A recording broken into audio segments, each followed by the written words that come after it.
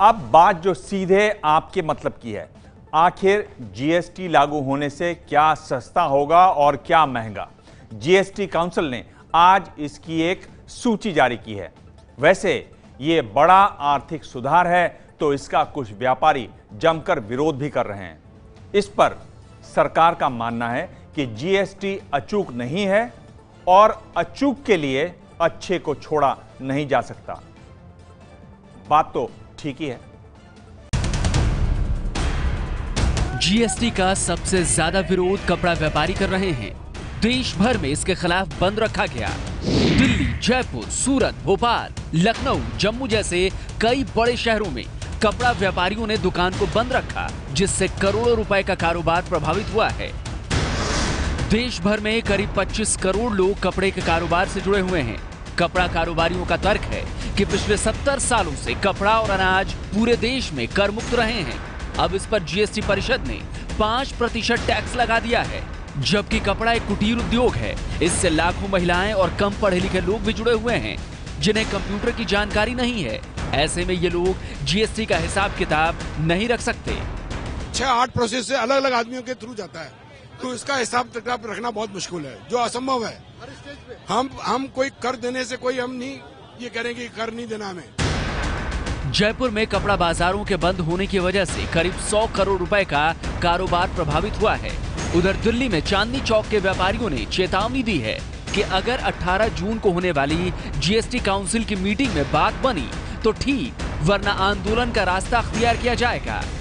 Government जिस तरीके से इसको लागू कर रही है, ये क्लियर कट लग रहा है कि ये छोटे दुकानदारों को खत्म करना चाहती है।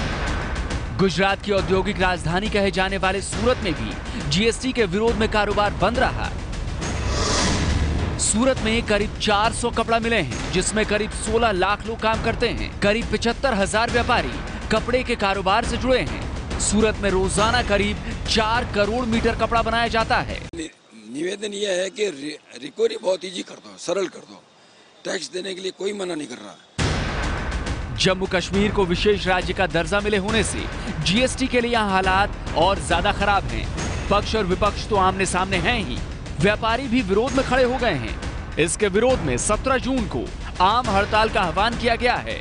हमने 17 जून बरोज़ शनिचरवार कश्मीर बंद की कॉल दी है, जिसमें वादी चिनाब का खित्ता भी हमारे साथ हड़ताल पे है।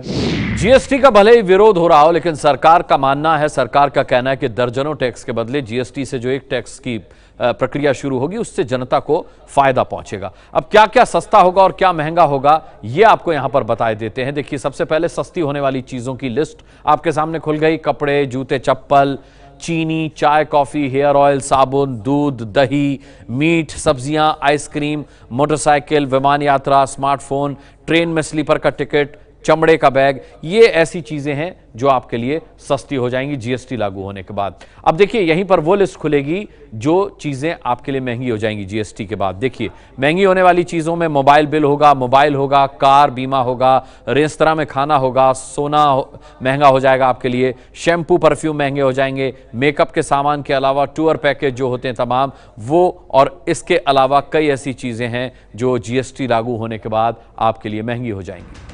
जीएसटी को लागू होने में अब करीब 2 हफ्ते ही बचे हैं, इसलिए अफरा तफरी का माहौल है। फायदे और नुकसान का असली गणित तो इसके लागू होने के बाद ही पता चलेगा। ये है एबीपी न्यूज़, आपको रखे आगे।